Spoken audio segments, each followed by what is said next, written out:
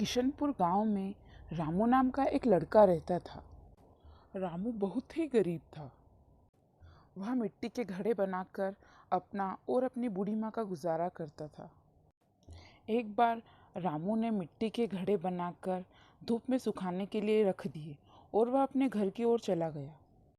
अचानक से तेज हवाएं चलने लगी, बादल गरजने लगे और जोरों से बारिश होने लगी। रामू बहुत घबरा गया था। वह सोच रहा था कि अब मेरे घड़ों का क्या होगा। बारिश है कि थमने का नाम ही नहीं ले रही थी। रामू और उसकी माँ बहुत परेशान हो रहे थे। रात भर जोरों की बारिश हुई, फिर अचानक सुबह होते ही बारिश थम गई। रामू झट से उठा और अपने घड़े बनाने वाली जगह पर चला गया। उसने वहां जाकर देखा तो उसके द्वारा बनाए सारे मटके टूट चुके थे। यह देखते ही रामू का चेहरा मुरझा गया और उसे बहुत दुख हुआ। जैसे तैसे वो घर पहुंचा। घर पहुंचते ही रामू ने सारी घटना अपनी माँ को सुनाई। रामू की माँ को भी यह सुनकर बहुत बुरा लगा।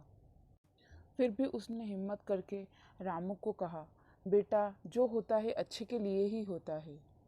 शायद ईश्वर की यही मर्जी थी। रामू ने कहा, लेकिन हर बार मेरे साथ ही ऐसा क्यों होता है? बार बार मेरे सामने मुसीबतों का पहाड़ खड़ा हो जाता है और मैं कुछ भी नहीं कर पाता हूँ। अब मैं खुद ईश्वर के पास जाकर अपनी मुसीबतों का हल पूछूंगा। रामू की माँ यह सुनकर चिंता में डूब गई कि आखिर अब यह ईश्वर को कहाँ से ढूंढेगा। वह रामू को समझाती है कि समय आने पर परमात्मा खुद ही हमारी मुसीबतों का हल कर देंगे। लेकिन रामू ने दृढ़ निश्चय कर लिया था कि अब वो किसी भी हाल में ईश्वर को ढूंढकर अपनी सारी समस्या का समाधान चाहता है। रामू अपनी ज़रूरत का सारा सामान एक बैग में रखकर भगवान को ढूंढने के लिए निकल पड़ता है। घूमते घूमते उसे सुबह से शाम हो जाती है, लेकिन उसे ईश्वर का कोई पता नहीं चलता है। चलते चलते रात का घना अंधियारा छा जाता है। तब वह एक गांव जा पहुंचा। वहां उसे एक घर की लाइट जली हुई दिखी। उसने उस घर का दरवाज़ा खटखटाया तो अंदर से एक माँजी ने दरवाज़ा खोला। रामू ने कहा, माँ जी, मैं एक मुसाफिर हूँ। क्या मैं एक रात आपके यहाँ रुक सकता हूँ? वह माँ जी पूछती हैं कि तुम कहाँ से आए हो और कहाँ जा रहे हो?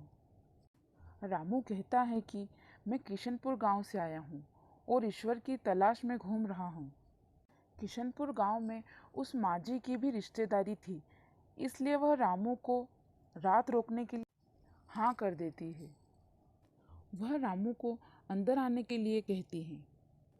वह रामू से कहती है कि तुम हाथ मुंह धो लो, मैं तुम्हारे लिए खाना लगा देती हूँ। माँ जी उसकी खूब खातिरदारी करती हैं और फिर वह सो जाते हैं। सुबह होते ही रामू उठा और माँ जी का आशीर्वाद लेकर अपनी यात्रा के लिए निकलने लगा। तभी माँ जी ने कहा, बेटा, तुम ईश्वर के पास जा रहे हो तो क्या मेरा भी एक सवाल का जवाब पूछ कर आओगे? रामू कहता है कि जी जरूर माँ जी, आप बताइए कि आपका सवाल क्या है। माँ जी कहती हैं कि मेरी एक बेटी है, वो बहुत ही सुंदर है, बस उसमें एक ही कमी है कि वह बोलती नहीं है। वह कब बोलेगी तुम यही ईश्वर से पूछ कर आना। रामू कहता है कि ठीक है माँ जी, अब मैं चलता हूँ। यह कहकर वह फिर से अपनी यात्रा पर निकल पड़ता है। चलते चलते वह एक जंगल में जा पहुँचता है। तभी रास्ते में उसे एक गहरी नदी मिलती है, पर वहाँ इस पार से उस पार तक जाने के लिए कोई रास्ता नहीं था।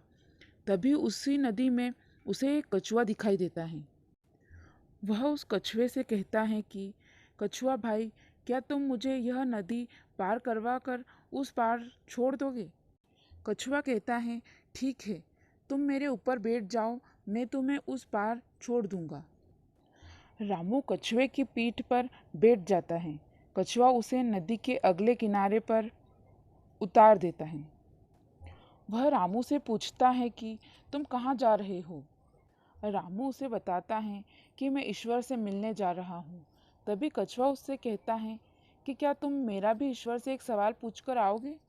रामू कहता है, हाँ क्यों नहीं, तुम बताओ क्या पूछना है।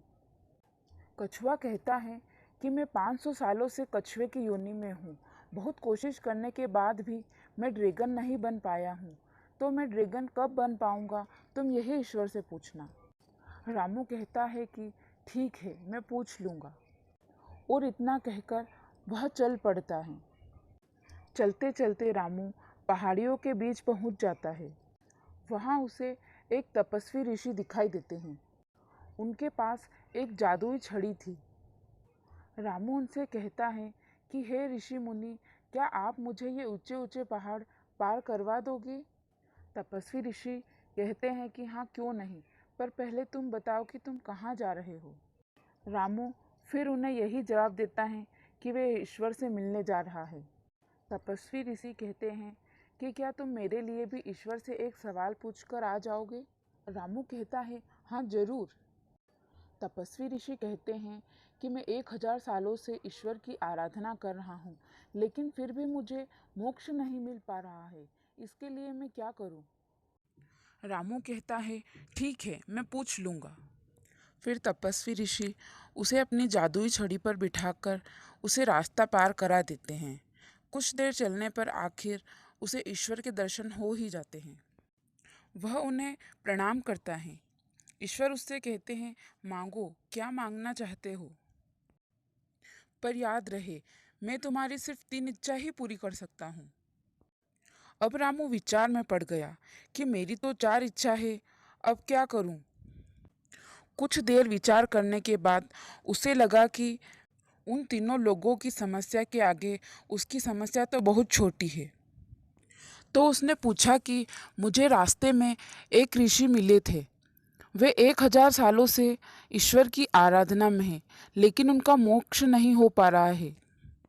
तो ईश्वर कहते हैं कि वह तपस्वी ऋषि अपनी जादुई छड़ी को कभी नीचे नहीं रखता है। वह जिस दिन उस जादुई छड़ी को नीचे रखेगा, उसका मोक्ष हो जाएगा। रामू फिर कहता है कि रास्ते में नदी पार करते समय मुझे एक कछुआ मिला था, जिसने मुझे कहा कि मैं 500 सालों से जीवित हूँ और ड्रैगन बनने की कोशिश कर रहा हूँ, लेकिन बन नहीं पा रहा हूँ। ईश्वर कहते हैं कि वह कभी भी अपने खोल के बाहर से नहीं निकलता है। जिस दिन वह अपने खोल को उतार कर फेंक देगा, उस दिन वह ड्रैगन बन जाएगा। रामू अपना आखिरी सवाल पूछता है। रामू कहता है कि रास्ते में मुझे एक माँ-जी मिली थी, जिनके यहाँ मैं रात रुका था। उनकी बहुत सुंदर एक बेटी है, लेकिन वह बोलती नहीं है। वह कब बोलेगी? ईश्वर जवाब देते हैं कि जिस दिन वह अपने मंगेतर से मिलेगी, उस दिन वह खुद ही बोल पड़ेगी। इतना कहकर ईश्वर गायब हो जाते हैं। रामू फिर से घर की ओर निकलता है। तब रास्ते में फिर उसे वह तपस्वी ऋषि मिलते हैं। वह पूछते हैं कि क्या तुम मेरा जवाब पूछकर आए हो? रामू कहता है कि हाँ, ईश्वर ने कहा है कि तुम अपनी छड़ी कभी भी नीचे नहीं रखते हो। जिस दिन तुम यह छड़ी अपने हाथ से नीचे रखोगे, उस दिन तुम्हारा मोक्ष हो जाएगा। फिर तपस्वी ऋषि वह छड़ी रामू को पकड़ा देते हैं और उनका मोक्ष हो जाता है। अब रामू के पास एक जादुई छड़ी आ गई थी। रामू फिर से चलना शुरू करता है। चलते चलते वह उस नदी के किनारे पहुंच जाता है। वहाँ कछुआ भी उसका इंतज़ार कर रहा होता है। कछुआ पूछता है कि क्या तुम मेरा जवाब लाए हो? रामू कहता है कि हाँ, मैं पूछ कर आया हूँ। फिर कछुआ उसे अपनी पीठ पर बिठाकर नदी पार करवा देता है। रामू उससे कहता है कि तुम अपना खोल कभी भी नहीं निकालते हो। जिस दिन तुम अपना खोल निकाल दोगे, तुम ड्रैगन बन जाओगे। कछुआ जल्दी से अपने खोल के अंदर से निकल जाता है और उड़ने लगता है। कछुए के खोल की निचली परत में बहुत ही कीमती हीरे लगे हुए थे। वह खोल कछुए ने रामू को दे दिया। रामू बहुत प्रसन्न हुआ। उसने सारे हीरे निकालकर अपने बैग में रख लिए। अब वह फिर से चल पड़ा। चलते चलते वह उसी गांव में पहुंचा जहां वह रात रुका था। उसने फिर माँ-जी का दरवाज़ा खटखटाया और अंदर जाकर माँ-जी को कहा कि माँ-जी, जिस दिन तुम्हारी बेटी अपने मंगेतर से मिलेगी, वह खुद ही बोल पड़ेगी। और इतने में उनकी बेटी भी वहीं आ जाती है। और वह अचानक बोल उठती है। वह कहती है कि माँ, क्या यह वही इंसान है जिसे आपने मेरे लिए पसंद किया है?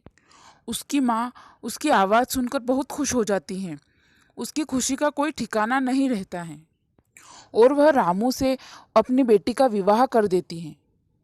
बड़ी धूमधाम से वह अपनी बेटी की विदाई करते हैं। रामू को अब किसी चीज़ की कमी नहीं थी। अब दोनों पति पत्नी अपने घर जाते हैं और अपनी माँ को सारी बात बताते हैं।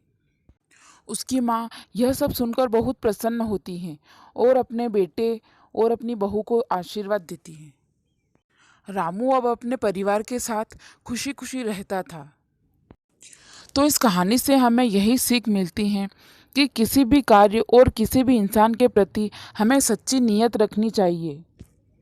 जिस प्रकार रामू ने उन तीनों लोगों के प्रति सच्ची नीयत दिखाई और अपनी मुसीबत को छोटा मानकर उन तीनों की मुसीबत का हल उसने ईश्वर से पूछा, लेकिन उसकी सच्ची नीयत के कारण उन तीनों की मुसीबत के साथ साथ उसकी भी मुसीबत हल हो गई। Like, share, comment.